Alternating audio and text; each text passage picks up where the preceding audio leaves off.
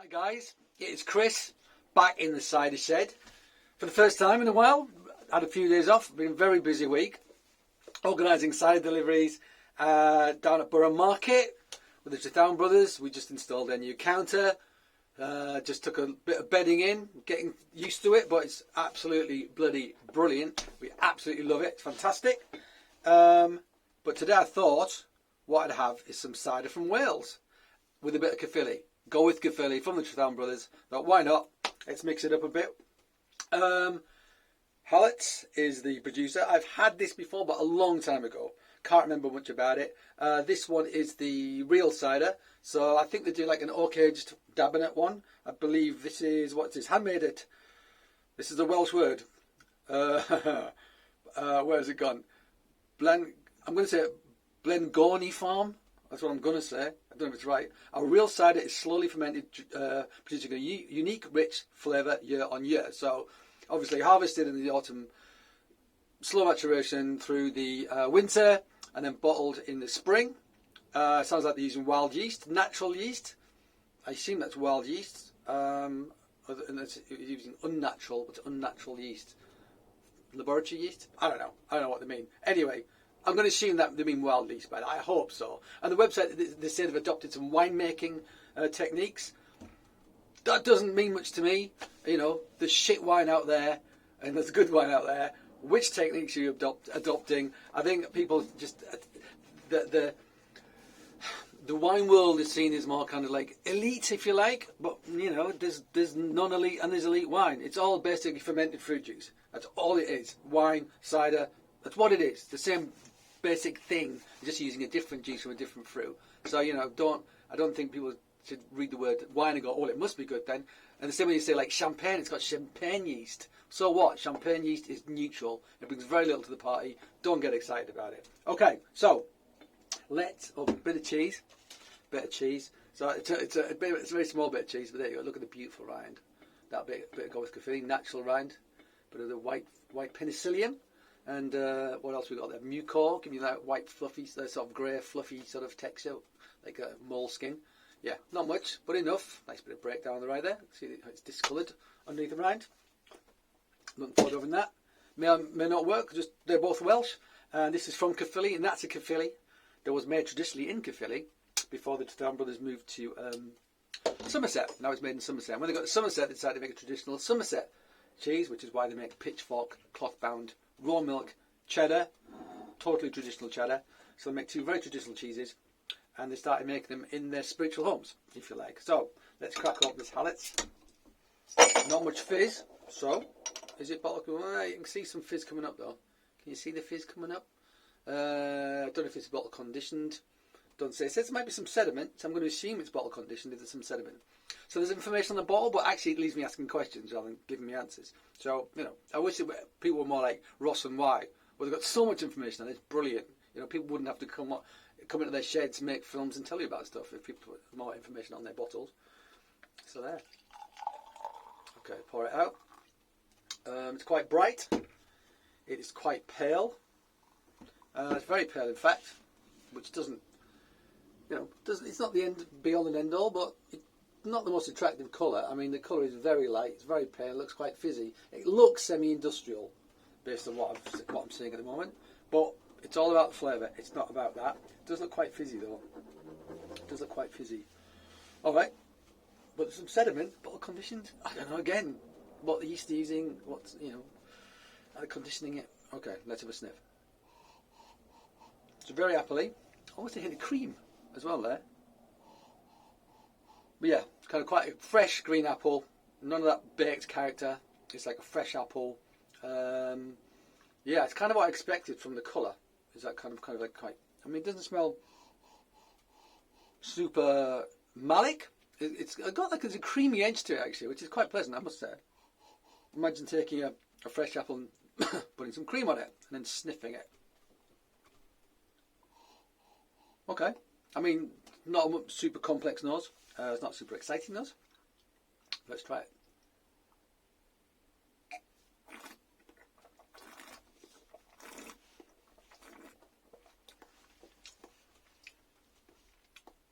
Okay. Hint of tannin on the teeth, so soft tannin. It's very appley, very appley. Didn't say whether it was medium, did it? Just this real cider, beautifully simple. Hallets, that's all it says.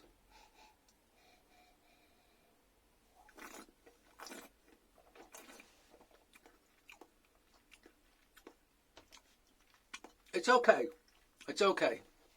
There's not a massive amount of acidity. There's a bit.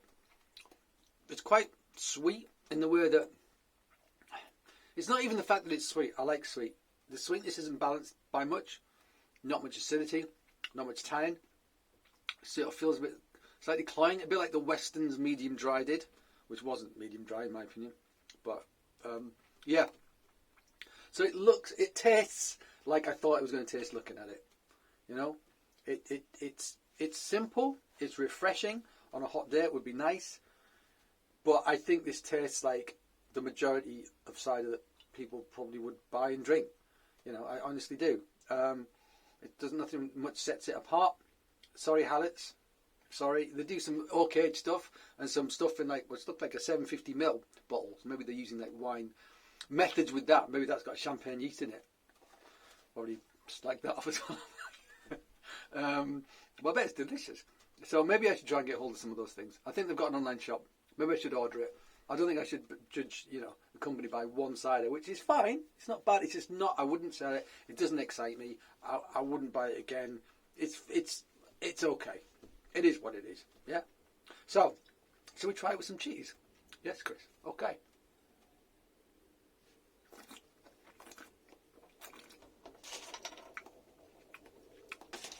Yeah. I don't know.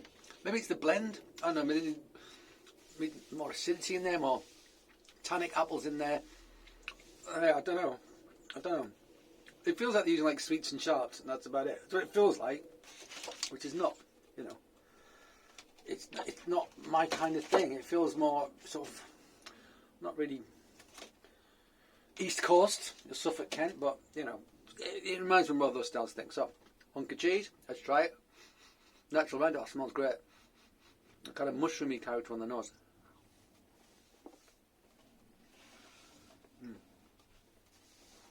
Love it. I love the rind.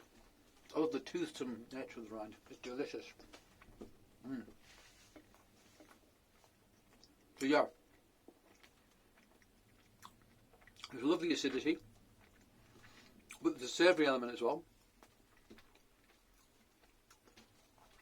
There's a flavour in the background that makes me think of Heinz cream of mushroom soup, and that is not derogatory. I bloody love Heinz cream of mushroom soup. It feels like I've got loads of cheese on the top of it, and you're scooping out the cheese, and you're just getting like bits of the mushroom soup with it as it comes. And it's really nice cheese as well. It's like a fresh lactic cheese.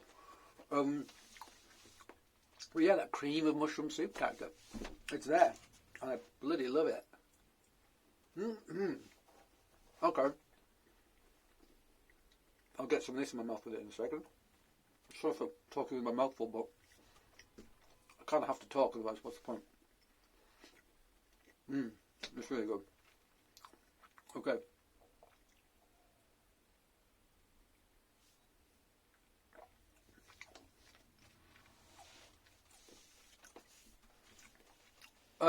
Okay. I feel like the cheese is way more complex than the cider. It's like a couple. There's a couple, and one of the couple is witty and urbane and I say handsome. Screw that. Witty and intelligent and it's great company, and the other person's just a bit like, and you think that's a really odd couple. Maybe they shouldn't be together. I can't see that lasting long. It kind of feels a bit like that. Yeah. That is not the strongest cheese in the world, but it is not bland by any stretch of imagination. I'm still tasting it, still enjoying it, still getting that creamy mushroom soup. This, I feel, just doesn't belong in this relationship. Okay? Sorry, Hallets. You do not belong in a relationship with Go With, in my opinion, on this occasion. Okay, there you go. If you want to get some Hallets, you probably can. It's quite readily available. If you want to get some Go With Caerphilly, get some Go With Caerphilly. Actually, you can go to the Trethowyn Brothers website and order it online. and you can always get the pitchfork. And do a few things as well. Stitchelton, which is the raw milk Stilton, which is not Stilton. I can't believe it's not Stilton. Stitchelton, it's raw milk, so therefore you can't call it Stilton. Finn, double cream cheese, so think just indulgent, rich, mouth-coating, great with bubbles actually, you know, fats and bubbles, great together. And Ragstone, the last two cheeses from Neil's Creamery, which just round the corner from Watkins, cider producers actually, and I'm going to drop in and see Charlie at Neil's Creamery next time I'm up there.